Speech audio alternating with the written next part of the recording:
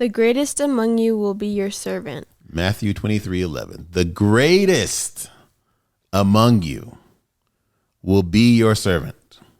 What does that mean to you? Ended up being a huge career. And that's the thing you need to get no matter what you are doing. No matter what you're doing. The first thought in your mind should be to click like and subscribe and then to join us. But the second thought in your mind should be the FAUGHTR Podcast. What is up, everybody? And welcome to the FAUGHTR Podcast. So, it is almost time for the school. It's almost time. Are you excited? One more week. I'm excited. You know, it's going to be good. It's like we got to get back in the swing of things. I guess I'm excited. I'm more excited for my activities than I am for school. Yeah. What activities are you specifically excited about? Dancing and acting and singing. Oh, acting and dancing and singing and all that stuff. Well, speaking of that, today we are going to get into some teaching. I've done some research, and this is also so that you know what you're going to get into, depending on when you're watching this. If you are a part of the cohort we're putting together inside Instead University, or if you are just thinking about it, I just want to share some value with you guys today because I've seen some things online that I think is making it hard for you guys to live the life you want. And I'm going to show you how. And so make sure that you bookmark this, save it, favorite, or whatever you want to do. Because I'm going to be teaching some really great stuff, I think, that's going to help you turn your dream into a reality. So let's start. Ready? Yeah. Video number 1. And I want you to tell me what you think might be the issue when you're watching this, all right? Okay. All that shit to your parents where they were self-sacrificing, they had to do so much for their families and parents, but it's like, what do you have for yourself? Do you even have a house with your name in this country? Or you're so quick to send money overseas?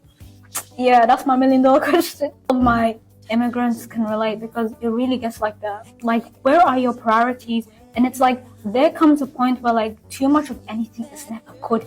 Like, too much of you doing too many services to other people. Like, it's unsolicited advice, waste of energy. You could have literally compounded that energy. You could have used that energy for something else, but you wanted to waste it on other people. Like, it's like planting something on soil and expecting something to like come out of it. Like, you're literally pouring water into a rock thinking it's gonna grow something. Like, yeah. So I want to ask you a question. Yes. She was it wasn't very clear what she was saying. Yeah, I was kind of confused. Yeah, I was kind of confused. But the underlying gist, I think, of what she was saying was, and the caption says, your future self is begging you to be the Michael Jackson of your family. And then she goes on to say, I think from what she was saying, her idea is that you need to pour into yourself more than pouring into other people. Right. Okay. So here's the thing and she's a young person for you guys that aren't watching. Here's the thing that most young people don't get until it's too late. Actually, let me play another one because I want to see if you're going to get what I'm going to say before I do the transition. Okay. So let's play another video because I want you to see some of the results of that idea. Right now, we're looking for those of you listening. We're listening to Holland over at I think it's like Norway that he played for Norway's team. And what does it say right there? Holland's reaction said it all. One pass could have changed everything. So they got eliminated when they were playing against, I believe it was England or something like that. For all you World Cup fans, I'm sorry, but so here's what happens. Okay, watch this. Eurosports. Okay.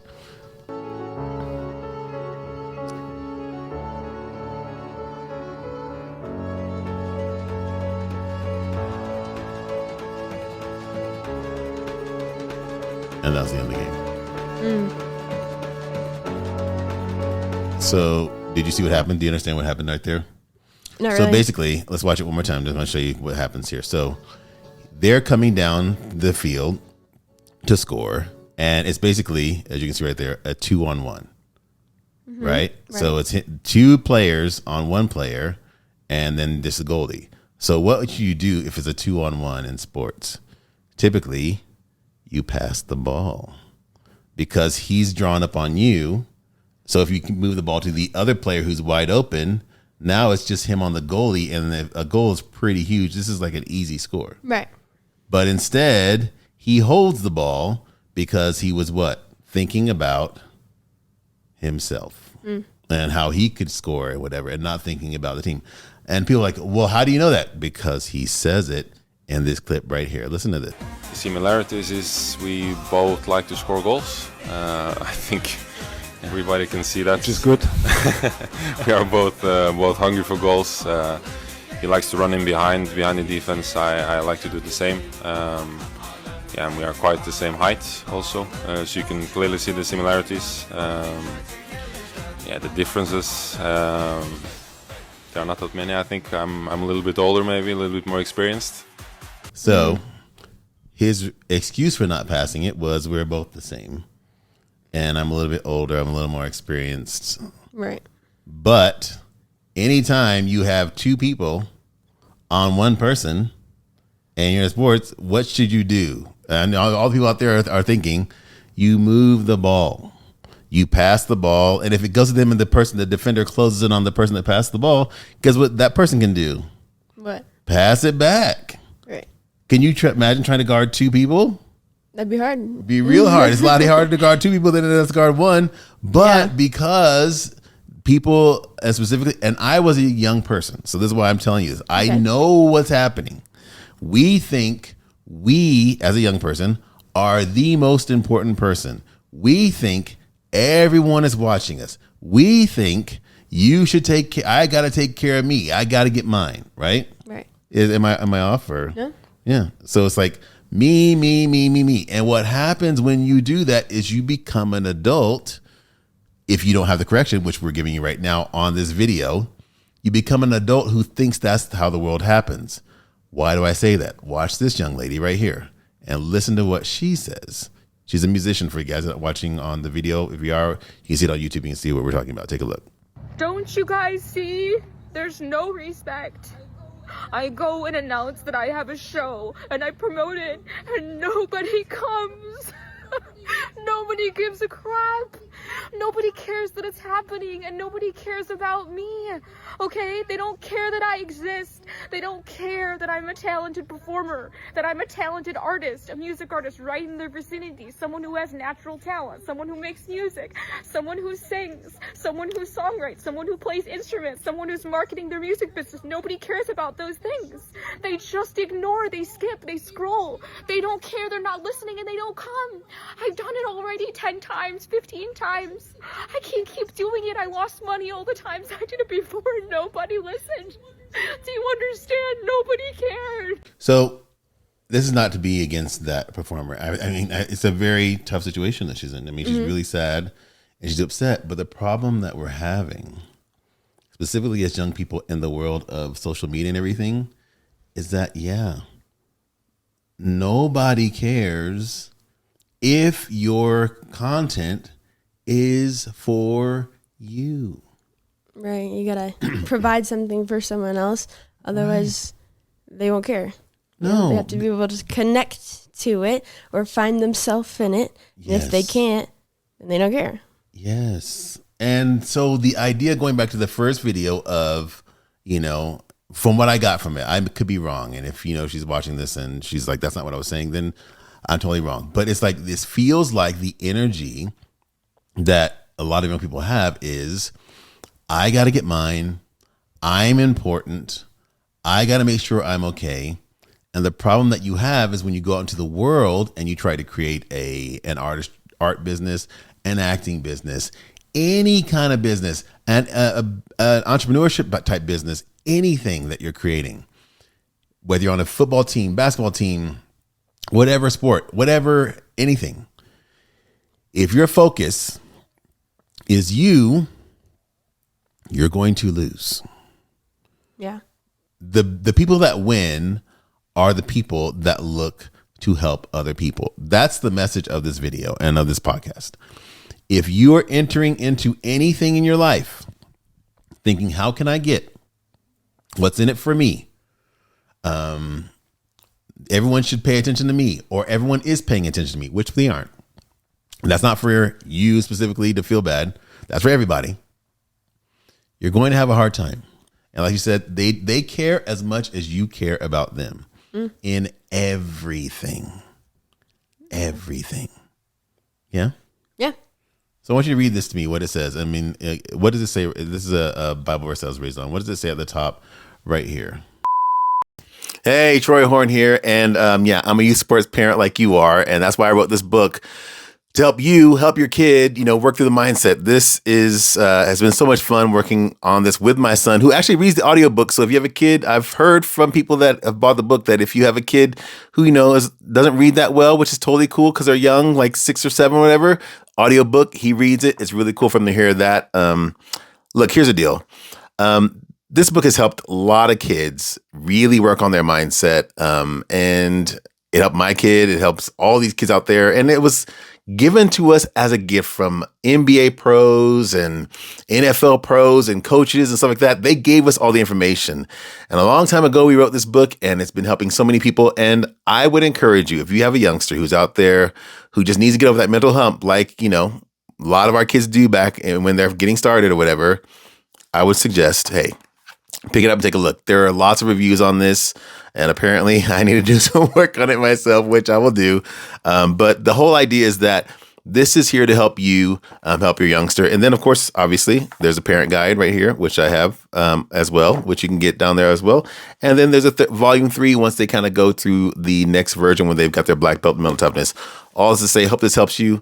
I wrote these for you and for me back in the day. I know it's going to help you. So just click the link below and pick one up. And we'll see you out there in this crazy youth sports world because it is wild. Peace. Bye. The greatest among you will be your servant. Matthew 23:11. The greatest among you will be your servant. What does that mean to you? That means, I guess, like the greatest person will be the greatest because they served everyone around them. It's so traditionally true and old that it's like even that old. So I'm sharing this with you guys because I don't want you to be frustrated. I don't want you to be sad. I want you to have success. And the way you're going to have success is to care and serve other people. Whether or not you join us in the cohort or not, whether or not you join us in the community or not, please understand that you're going to win when you start to serve. Yeah. Period. That's it. Period. That's the trick. And the problem that most people have is they can't get out of their own way and stop thinking about themselves and start thinking about other people. Right. Do that and your life will change when you start thinking, how can I help someone else? What does it say right here? In the 1983-84 NBA season, right before Michael Jordan was drafted, the Chicago Bulls finished with a record of 27 wins and 55 losses. Does that sound like a good record to you? No. 27 wins and 55 losses. That ain't good. That ain't good. So Michael Jordan came there to do what? To serve To the serve team. and to help the team. Yeah. They were not doing well. Everyone's like, oh man, the Bulls had 6 titles. Do you know why? Because they drafted high because they were doing so poorly. And then 2, Michael came there to serve the team, to help build a team. This is what I'm saying. It's in everything. To help the team get better, to lead the team to championships. Yeah. Yeah. Yeah. This is easy work if you're paying attention. Right. Right. What do you think? You have any thoughts on any of this? So I'm just like rambling myself. Yeah, I mean, I think in order for people to care about you, like we just said before, you have to provide something for them. Yes. But also, Okay.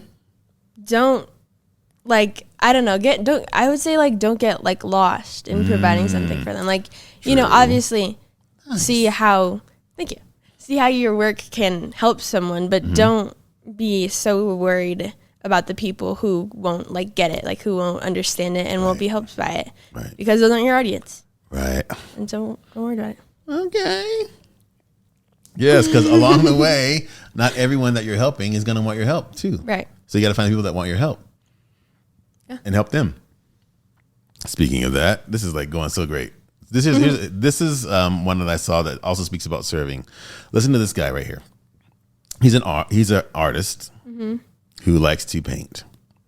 And listen to what he says. He's doing a live, which is what, we're talking about creating your own brand eventually and about building your own stuff.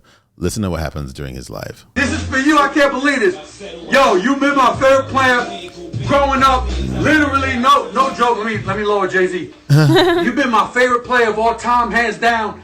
And bro, this is yours. I don't want nothing from it. Shaq, I'm painting this for you, brother. Like, you know what I'm saying? You inspired me growing up. Like, yo, I'm about to get emotional now, son. It's crazy. Shaq, yeah, dog. Yo, blessings, dog. I can't believe this right now, man. Yo, how much for that Shaq, paint? thank you, man, for blessing my life. How much for that painting? I want that. Yo, I'm not charging you. This is yours. This This paint is all yours. No, I'll tell you what. Send me something for painting that for me. I got you. Oh, yo, Shaq, you don't understand. You are my favorite player of all time. I'm from New York. I know you're from Jersey. Okay. Right? I'm a huge Laker fan. I'm the biggest Shaq fan, no joke, right? And I've always been big, like bigger than everybody next to me. So I always looked up to Shaq, dominance, right? And so, I never paint nothing for myself. So like I'm always painting stuff for other people. And I said, you know what? I need to paint this for Shaq. Somehow, some way, I'm a big believer in God. So I said, I'm going to get this to Shaq. I don't want no money. Yo, the fact that you even are here with me is amazing in itself. No, I like it. It look good, and I'm gonna send you something as a thank you present from me. I got you. My All right, Yep. so send me your number in the DM, and when you get done with the painting, hit me, and then I'll send you something. All right, boy. Yo, Shaq, blessings, brother. Love you, man. You too. I'll tell your family I said what's up. New York, stand up. What's happening, New York? All Let's go, baby. right, brother. I appreciate you, big homie. All right, peace, All brother. right, go. All right, take care. Send me that number too, cuz, so I can holler I back. got you. All right, boy. Go. So what happened right there? It's Shaq. He painted a painting for Shaq, and Shaq saw it. Right. He was giving service. He didn't even know Shaq. Shaq jumped into his live. He's like, I didn't even, that's why he's freaking out. He was like, he was doing a live talking about how he painted it for Shaq, how he, liked it, whatever. Shaq is scrolling on Instagram or wherever this is. Right. And he sees it and he watches it and he's like, oh my gosh, Shaq is in my live. Oh my gosh. He started freaking out, which you guys heard, right? Right. Then Shaq says what? I want it. Right. And what does he say to him? No, you can have it for free. And then what did Shaq say? No, I'm gonna give you money. How many times did he say that? Did Shaq Like say a lot. A lot. Even before he got off, he said, make sure you send me your phone number so I can send you something. Right. Let me ask you a question. Because he was in service, do you think he's going to get more from Shaq than he probably got from any ever painting he ever got ever in his life? Yeah. We all know. Yeah. He's probably going to send him like Cash App or Venmo or whatever, and that guy is probably going to go to his room or office and cry for a couple hours, if not days, because we all know it's going to be pretty hefty. Yeah. Right? Yeah. But he got that from what? Being of what? A servant. Of servant. You guys, that's the whole trick. Care about the people that are going to listen to your music, that are going to buy your art, that's going to watch your content creation video, that's going to be on your team. Care about the organization. If it's not like, how can I help this organization win? What can I contribute to the people, the organization, the sport, whatever? Did you know that Michael Jordan had what they call, and I read about this in a book that we're coming out. Michael Jordan had a love of the game clause. You know what that meant? No. That meant he wrote in his contract that he can play any game, anywhere, pick up anytime he wants. And if he got injured or whatever at any time, he would still be able to do his contract and still be able to play, because he said, I love playing basketball that much. I don't want to not be able to play basketball. Well. Service to the sport and basketball. Yeah. I always want to get better, right? Right. Service, you guys. Don't believe me? Do you know who that is? Keke Palmer. Keke Palmer. And here's the bottom. That's Whoopi who? Whoopi Goldberg. Whoopi Goldberg. Let's see what she says. What happened with Sister Act? Which one? You getting into the role? It was for Bette. They wrote that for Bette Midler. That wasn't mine. How did you get up there and take that lady movie? I didn't take it. I was looking for work. Crazy. I was looking for work, and everybody always has the. I was looking for work. Well, but it's true because apparently I'm black. Yeah. And I guess I didn't realize it. Okay. So every time I went looking for something, they were like, "Oh no, this isn't for you." So I said to my agents, "Give me all the stuff that people have turned down." So I got Burglar that way because that was Bruce Willis's movie. Jumpin' Jack Flash was Shelley Long's movie. There's a whole bunch of movies. I got. Hey, y'all, call it. What's the Jennifer Lawrence didn't want? Yeah, send it to me. Yeah. Okay. Because I felt like people really wanted to make those movies, and then the person they wanted said, no, let me see what I could do. That's why I loved when you said, you did this and this and this, and it was always different people. I was always the character that was written. And I think because people 30 years ago, 40 years ago, had a limited idea of what could be done. Yes. And had a limited idea of what I could do, because clearly they hadn't seen my show. So they didn't know.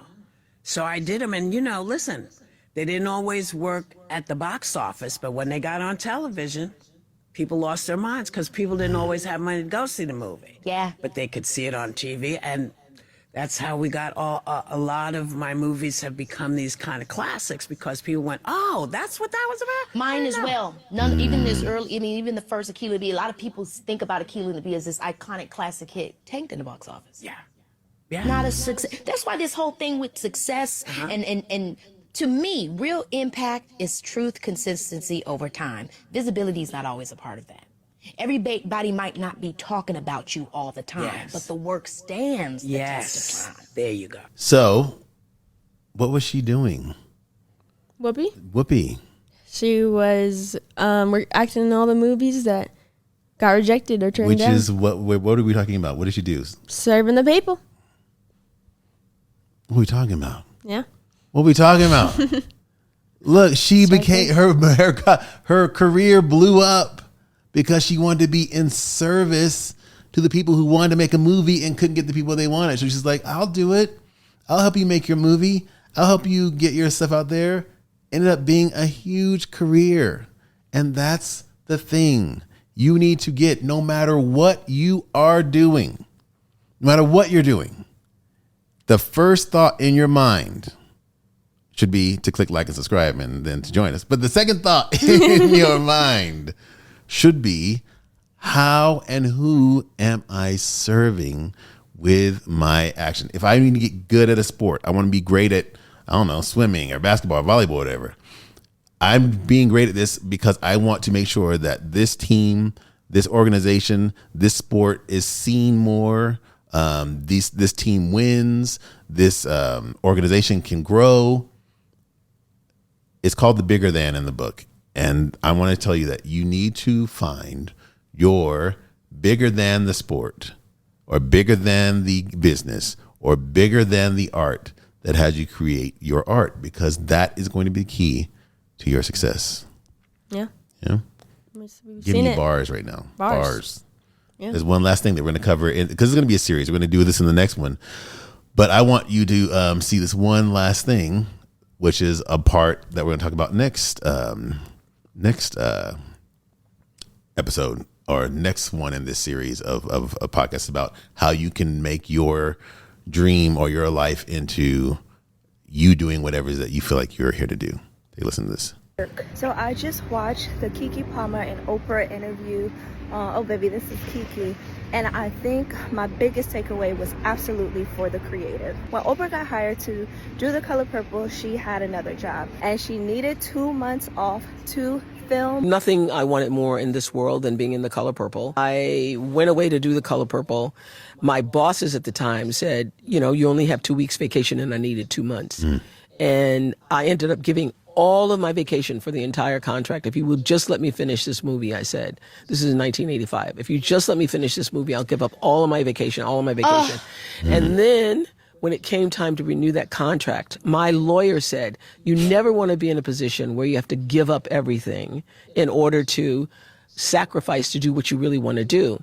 What if you owned part of the show? You'd have to take the risk yourself that maybe it wouldn't do as well, but you don't have to take a salary. You would get whatever the show was going to make. Sure, because I believed in myself. And that is the reason why I am where I am, because I believed that ownership was the way for me. Creatives, our job is not just to create. We have to start seeing ourselves as a business. If you want true power, if you want true freedom, it lies in ownership. I run my own content studio. I get to decide my hours. I get to decide what I work on. I get to decide who I work with. And if the creator actually wants true freedom, it's really important for us to have business acumen.